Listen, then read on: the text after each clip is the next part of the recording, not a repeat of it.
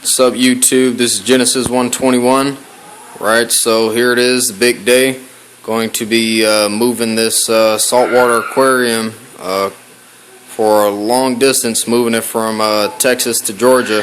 So part one here, I'm going to be talking about logistics or planning. Basically my game plan that I have, which took a good amount of time to come up with. To come up with a solid plan. That's the most important part, is planning, and that'll be where your most success will come from, is the planning phase. So we're going to be leaving here in the morning time, so I'm going to be breaking this tank down tonight and separating everything and getting it ready for tomorrow morning or when we hit the road. So in preparation, what I've done is, as you can see here, I have two coolers. Now this cooler here, this is what's going to be storing my fish, and this is going to be storing all my invertebrates.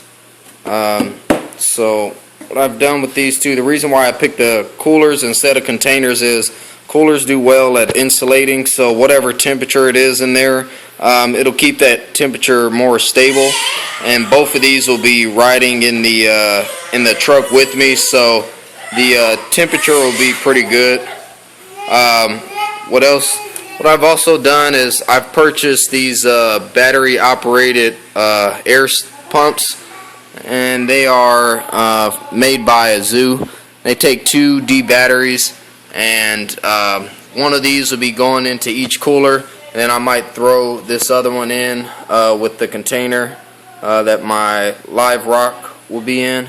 So another thing, got a box of backup batteries, and bought this little kitty shovel. Now this will actually works the best when it comes to scooping out that sand out of your tank, getting that out. That'll work the best for you. So I've got my 2 brute containers. These are the ones that I store my water in. Now what I'll be doing is filling them up with the live rock and the live sand from the tank, and draining as much of that tank water out of there and storing them in these containers. And these containers will be going into the back of the truck. So those will be staying there. Another thing I've done, so I've purchased a couple of these 5-gallon buckets from Lowe's.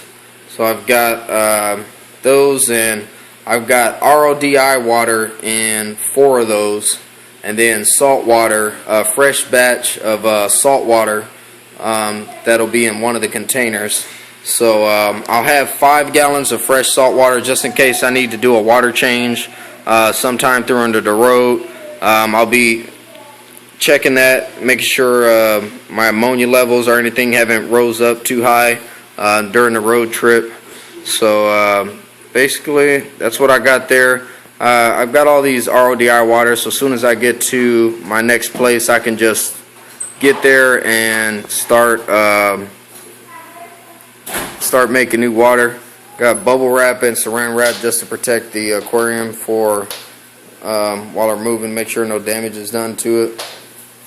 So other than that, another thing that you guys want to take into consideration is you don't want to feed your fish at least 24 hours before you actually plan on leaving. The reason that being is while those fish are sitting in the water, you don't want them to basically be peeing and pooing and in that water and making that water quality go down. So if you don't feed them, it won't hurt them too bad. I know they'll look hungry, but they can actually go a couple days without food and still be pretty good.